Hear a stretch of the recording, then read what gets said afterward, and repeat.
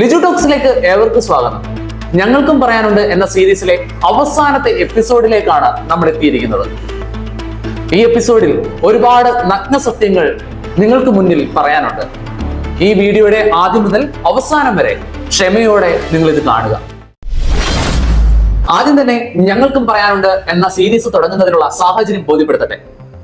കൊല്ലംകാരെ പപ്പടത്തിന്റെ പേരിലും ലേസിന്റെ പേരിലും സലാഡിന്റെ പേരിലും ഒക്കെ കുറ്റപ്പെടുത്തി ഏറ്റവും മോശം അവസ്ഥയിലൂടെ കടന്നു പോകുന്ന സാഹചര്യം.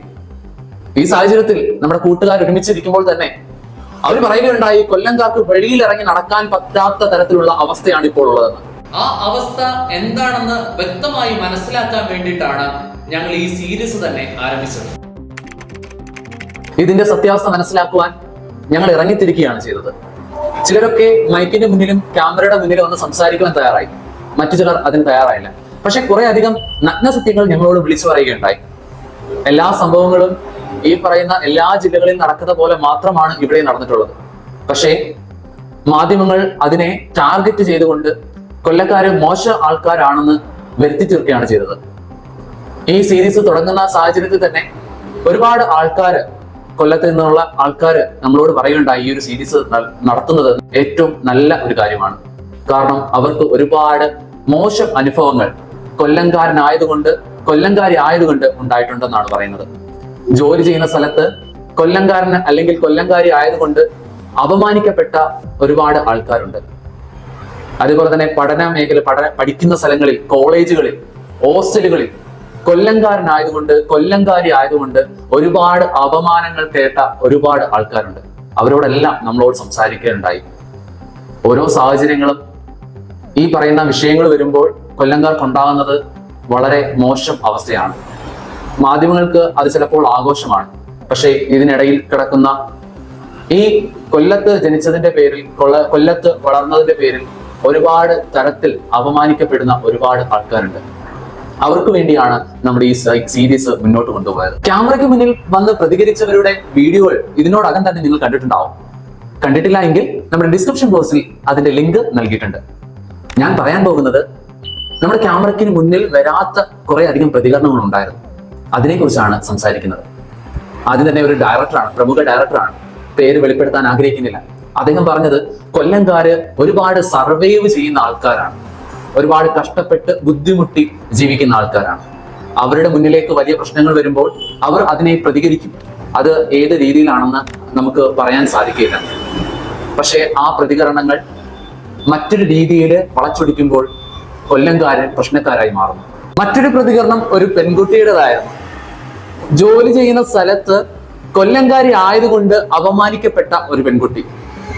നമ്മുടെ ആദ്യത്തെ എപ്പിസോഡ് ഇറങ്ങിയപ്പോൾ തന്നെ ആ പെൺകുട്ടി പറഞ്ഞത്, നിങ്ങൾ ഈ വീഡിയോ ചെയ്യുന്നത് ഏറ്റവും നല്ലതാണ്, ഞങ്ങളുടെയൊക്കെ അവസ്ഥ ഒന്ന് മനസ്സിലാക്കുവാൻ ആരെങ്കിലും ഉണ്ടല്ലോ. തീർച്ചയായിട്ടും ഈ പ്രതികരണങ്ങൾ ഞങ്ങളെ മുന്നോട്ട് നയിക്കുകയായിരുന്നു. മറ്റൊരു പ്രതികരണം ഏറെ വേദനാജനകമായിരുന്നു.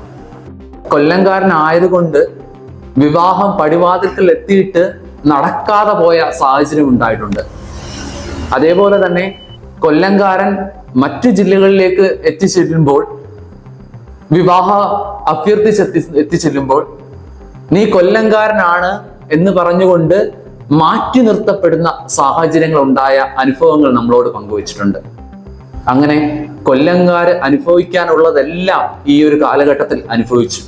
ഹോസ്റ്റൽ മുറികളിൽ കൊല്ലംകാരനായതുകൊണ്ട് ഏറെ അപമാനിക്കപ്പെടുന്ന, കളിയാക്കലുകൾ ഏറ്റുവാങ്ങുന്ന ഒരു സമൂഹം നമ്മുടെ മുന്നിലുണ്ട്. ആ അനുഭവങ്ങൾ പങ്കുവച്ചതും വളരെ സങ്കടം ജനിപ്പിക്കുന്നതായി തോന്നി.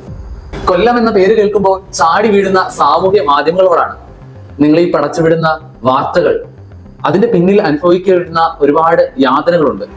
അത് മനസ്സിലാക്കുക, സത്യാവസ്ഥ മനസ്സിലാക്കി പ്രതികരിക്കുക. നിങ്ങൾ വിചാരിക്കുന്ന പോലെ കൊല്ലംകാർ അത്ര മോശം ആൾക്കാരല്ല.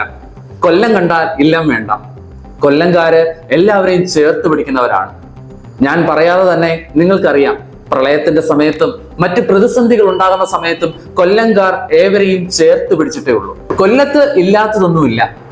കടലും കായലും പുഴകളും മലകളും എല്ലാം ചേർന്ന പ്രകൃതി സൗന്ദര്യം തുളുമ്പുന്ന ഒരു പ്രദേശമാണ് കൊല്ലം. കേരളത്തിലെ ആദ്യത്തെ കശുവണ്ടി വ്യവസായ തുറമുഖം, കേരളത്തിൽ ആദ്യമായി വിമാനം ഇറങ്ങിയത്, കേരളത്തിലെ ആദ്യത്തെ സീപ്ലെയിൻ പറന്നിറങ്ങിയത്, ഇന്ത്യ ടുഡേ മികച്ച ജില്ലയായി പ്രഖ്യാപിച്ചത്, ഏറ്റവും വലിയ ശുദ്ധജല തടാകം, ആദ്യത്തെ തൂക്കുപാലം, ആദ്യത്തെ തീവണ്ടിപ്പാത, സിനിമ ഷൂട്ടിങ്ങിന്റെ പ്രധാന കേന്ദ്രം എന്ന് പറയുന്നതും, പ്രധാന ക്ഷേത്രങ്ങൾ സ്ഥിതി ചെയ്യുന്നതും, ഏഷ്യയിലെ ഏറ്റവും വലിയ പക്ഷിശില്പം സ്ഥിതി ചെയ്യുന്നതും, കലാ കായിക രാഷ്ട്രീയ മേഖലകളിലെ പ്രഗത്ഭരെ സംഭാവന ചെയ്തതും എല്ലാം, അതിനെല്ലാം ഉത്തരം കൊല്ലമാണ്. എന്റെ കൊല്ലംകാരെ, നിങ്ങളോടാണ് പറയുന്നത്, നിങ്ങൾ തല താഴ്ത്തേണ്ടവരല്ല, തല ഉയർത്തി ഞാൻ കൊല്ലംകാരനാണെന്ന് അഭിമാനത്തോടു കൂടി പറയേണ്ട നിമിഷമാണ്. എല്ലാ കൊല്ലംകാർക്കും എല്ലാവിധ ആശംസകളും നേർന്നുകൊണ്ട് ഞങ്ങളുടെ ഈ ഒരു എപ്പിസോഡ് ഇവിടെ ഞങ്ങൾ അവസാനിക്കുന്നു.